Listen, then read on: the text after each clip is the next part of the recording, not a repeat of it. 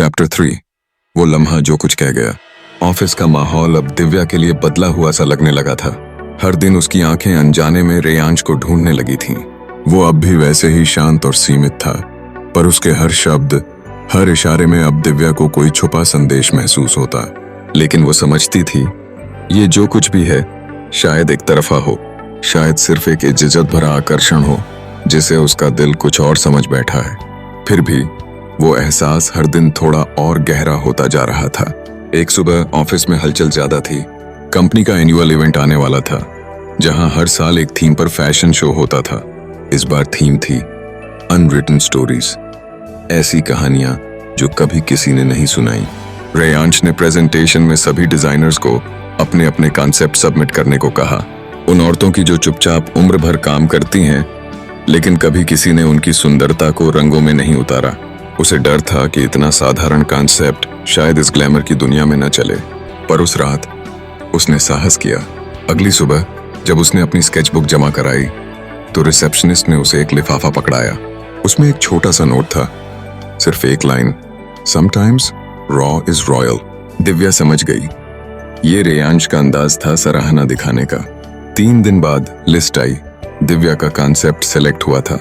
उसे शो का lead designer बना दिया गया। पूरे ऑफिस में चर्चा हो गई। एक इंटर्न को लीड रोल। कुछ लोगों ने जलन से आंखें चुराई, कुछ ने ताने दिए, लेकिन रेयांश ने कोई सफाई नहीं दी। वो बस एक ही बात दोहराता रहा, टैलेंट के लिए पहचान चाहिए, अनुभव नहीं। रातों की नींदें, लगातार मीटिंग्स, फैब्रिक टेस्टिंग, मॉडल्स के ट्रायल्स। दिव्या की जिंदगी अब उलझ गई थी शो की तैयारी में। चुपचाप मदद करता, गलती पकड़ता और फिर एक शब्द बोले बिना आगे बढ़ जाता। और एक शाम जब दिव्या पूरे स्टेज सेटअप के बीच अकेली खड़ी थी, वो आया। डर लग रहा है? उसने पूछा। दिव्या ने मुस्कुराकर कहा, बहुत ज्यादा।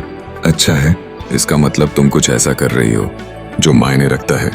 वो मुस्कुराई, पर फिर धीरे से बोली, कभी कभी लगता है मैं खुद से ज्यादा आपको इम्प्रेस करना चाहती हूँ। कुछ पल खामोशी रही। फिर रेयांश ने कहा, तुम्हें किसी को इम्प्रेस करने की जरूरत नहीं। जब काम बोलता है तो बाकी सब चुप हो जाते हैं। वो चला गया, लेकिन दिव्या जानती थी, इस बार उसके शब्दों में सिर्फ प्रोफेशनल सलाह नहीं थी, उसमें अपनापन था। फैशन शो की रात आई। हजारों आंखें स्टेज पर थीं। लाइट्स, म्यूजिक और कैमरों की चमक में दिव्या की डिजाइन्स एक एक कर सामने आ रही थीं। रेयांश पहली लाइन में बैठा था, शांत, पर उसकी नजरें बस स्टेज पर थीं। और जब शो खत्म हुआ, तालियों की गूंज में दिव्या की आंखें उसे ढूंढ रही थीं। बाद में जब सभी लोग बधाइयां दे रहे थे, रेयांश भी पास आया। उसने कहा, कंग्रेचुलेशंस। दिव्या कुछ कहने ही वाली थी कि तभी स्टेज की लाइट्स फेल हो गईं। एक क्षण की अफरा तफरी के बीच वो दोनों एक अंधेरे कोने में साथ खड़े रह गए। और तभी पहली बार उनकी आंखें कुछ ज्यादा देर तक मिली। दिव्या ने धीमे से कहा, क्या आप हमेशा ऐसे ही रहेंगे? चुप गुमसुम, किसी को पास ना आने देने वाले। रेयांश ने कुछ नहीं कहा, फिर हल्की सी आवाज में बोला, अगर पास आने से किसी को दर्द हो तो दूरी ही बेहतर होती है। वो बात वहीं रह गई।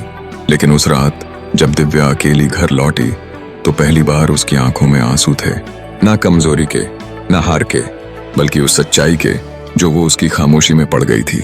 रेयांश मल्होत्रा कोई ठंडा पत्थर नहीं था। वो एक टूटी हुई दीवार थी जो किसी को उस तरफ झांकने नहीं देना चाहता था। पर अब दिव्या उस दरार से झांकने लगी थी।